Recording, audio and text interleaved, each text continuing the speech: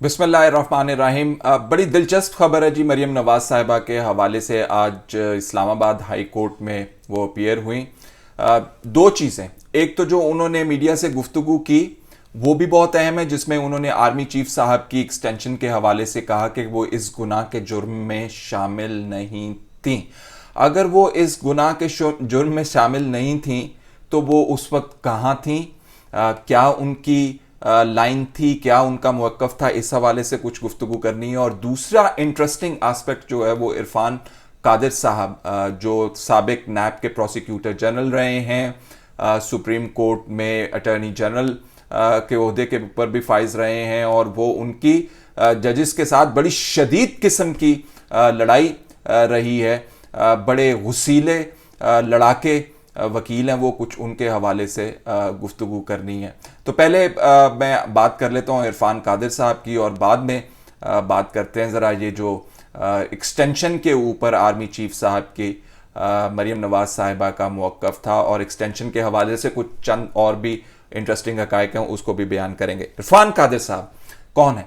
ये नैब के prosecutor general रहे हैं जनरल परवेज़ मुशर्रफ साहब के दौर में, लेकिन इनका असल जो रूप है जिसमें वो टकराव का एक एलिमेंट अदालत के साथ रहा है उनका, वो हमने खुद चीफ जस्टिस इफ्तिखार मोहम्मद चौधरी साहब की अदालत में देखा जब ये अटॉर्नी जनरल वहाँ पे बतौर अपॉइंट किए गए आसिफ अली जरदारी साहब की तरफ से। और आपको पता है उन दिनों इफ्तिखार मोहम्मद चौधरी साहब जो थे वो स्विस केसेस के लेटर्स के हवाले से बहुत लिखवाने के हवाले से बात करते थे, और उसके अंदर एक ऐसा वकील धांसू किस्म का अटर्नी जनरल जो है वो आसिफ अली जरदारी साहब लेके आए, जो कि उठ के खड़ा हो जाता था। वो कहता था कि जी मैं बताता हूँ जी आपको, आप तो ये बात गलत कर रहे हैं, आप ये बात ऐसे कर रहे हैं।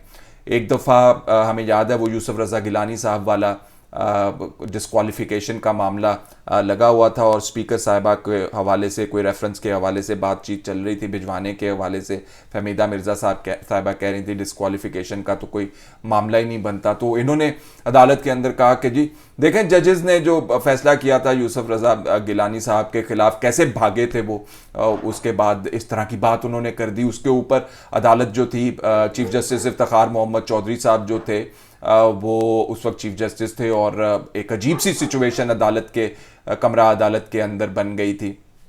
फिर यूं भी हुआ इरफान कादिर साहब ने एक ऐसा जेस्चर या इशारा अदालत के अंदर कर दिया जो कि इंतहाई गलत जिसके माने होते हैं। खैर हाथ से मेरा ख्याल है उन्होंने इशारा किया था, हम भी कमरा अदालत के अंदर मौजूद थे उन दिनों के अंदर, और उसके ऊपर बड़े वकील जो हैं सीखपा हो गए कि ये कोई गली मोहल्ला थोड़ी है जिस किस्म का इशारा इरफान कादिर साहब जजेस के हवाले से उनको बैठे हुए अदालत के अंदर उनके सामने उन्होंने किया। तो वो एक बड़ी टेंस सूरत हाल सिक्योरिटी की क्रिएट हो गई थी, और कुछ वकील उठ के तो उनका दिल कर रहा था कि इरफान कादिर साहब को पकड़ लें और उनकी धुलाई करें वहाँ पे, तो लेकिन वो सिक्योरिटी वहाँ पे आ गई, और वहाँ पे मामला जो था रफा दफा हो गया।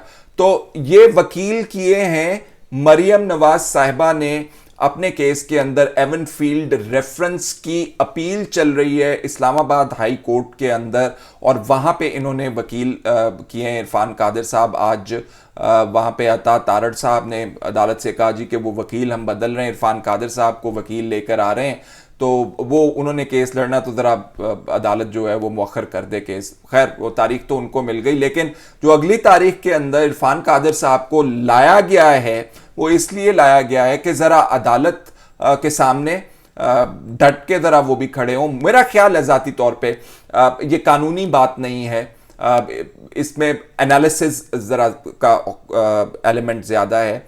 कि जो लास्ट हेयरिंग के ऊपर आपको याद होगा मरियम नवाज साहिबा लेट हो गई थी अदालत में आने से, और एक जज साहब ने फरमाया था मरियम नवाज साहिबा के वकील को कि इनको तो अदब आदाब का ही नहीं पता है अदालत का, अपनी क्लाइंट को सिखाएं कि क्या आदाब होते हैं अदालत के। कुछ शायद गुफ्तगू चल रही थी, किसी ने सलाम कर दिया तो अदालत जजेस की मौजूदगी में मरियम साहिबा ने कोई जवाब दे दिया, फिर लेट भी आई, तो उसके ऊपर जजेस नाराज हुए थे, और उसके ऊपर एक बड़ी टेंस सी फिजा जो है अदालत के अंदर विटनेस लोगों ने देखी, विटनेस की।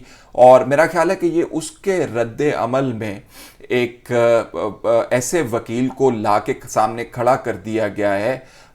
ही मिन्सेस नो वर्ड्स। अगर इरफान कादिर साहब को पता हो कि कानून के मुताबिक वो बात ठीक कर रहे हैं तो वो इशारे करने से भी नहीं बाज आते, ऐसे इशारे जिसके ऊपर लोगों को गुस्से आ जाते हैं। और वो अदालत की प्रोसीडिंग्स को टोकने से भी नहीं बाज आते। अब बेशक उनकी बारी हो या ना हो, वो साइड पर बैठे हों, कोई और वकील दलाइल दे रहा हो उनके मुकदमे के अंदर, तो वो बार बार उठ के खड़े हो जाते हैं और कहते हैं कि जी ये ऐसे नहीं है, ये ऐसे है, आपको तो समझ ही नहीं आ रही। इस किस्म के मामलात जो हैं इरफान कादिर साहब के हवाले से हमने खुद विटनेस किए हुए हैं। और वो अदालत को काउंटर करना, अदालत के सामने डट जाना, अदालत के हवाले से बातें करना, इशारों तक तो मामला उन्होंने किया हुआ। तो बाकी रह क्या गया?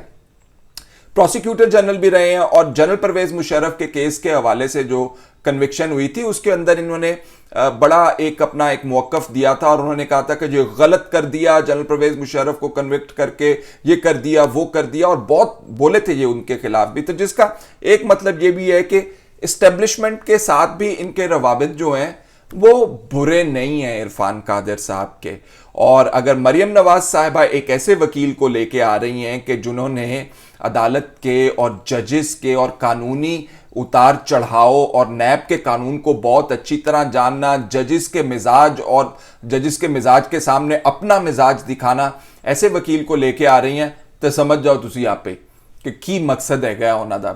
मेरा ख्याल है मरियम नवाज साहिबा भी गुस्से में है और अगर ऐसा वकील ला के सामने खड़ी कर रही हैं तो फिर गुस्सा ही निकालना मेरा तो ख्याल है बनता है। दूसरा रुख क्या हो सकता है इसका, वो हम तब देखेंगे जब इरफान कादिर साहब अदालत के सामने खुद पेश होके दलाइल देंगे या बात करेंगे। एक तो ये आपको बात इंपॉर्टेंट बतानी थी, ये वाकई इंपॉर्टेंट डेवलपमेंट है।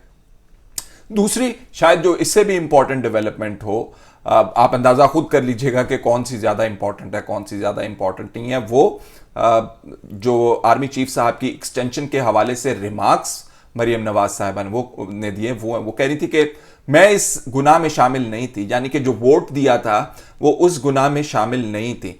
चंद सवालात इससे उठते हैं, वो मैं आपके गोश गुजार कर देता हूं, आप खुद फैसला कीजिएगा कि क्या कह रही हैं, किधर खड़ी हुई थी और किधर नहीं खड़ी हुई थी। एक तो सवाल ये पैदा होता है कि जब उनकी पार्टी जो है पार्लियामेंट में बैठ के वोट दे रही थी आर्मी चीफ साहब को, और उनको एक्सटेंशन मिली हुई थी सुप्रीम कोर्ट से 6 महीने की, आसिफ सईद खोसा साहब ने दी हुई थी, जिसकी कानून में भी कोई गुंजाइश नहीं थी। बहरहाल वो एक कानूनी मामला, ऐसी पेचीदगी सामने आ गई थी कि आर्मी चीफ की एक्सटेंशन के हवाले से कानून मौजूद नहीं था और इमरान खान साहब ने एक्सटेंशन देनी थी या उस वक्त नहीं देनी थी।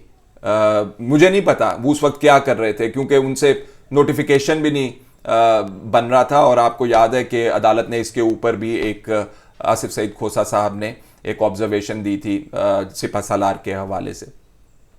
तो वो इमरान खान साहब के दिल में तो अब आप झांक के नहीं देख सकते ना कि इमरान खान साहब जो नोटिफिकेशन अगर उनसे नहीं बन रहा था काबीना से एक्सटेंशन के हवाले से, लॉ मौजूद नहीं था, और पहले कभी एक्सटेंशंस मिलती रही हैं आर्मी चीफ्स को माजी के अंदर भी, लेकिन पहले ये कभी बात जो है सामने नहीं इस तरह आई थी कि कानून नहीं है जी।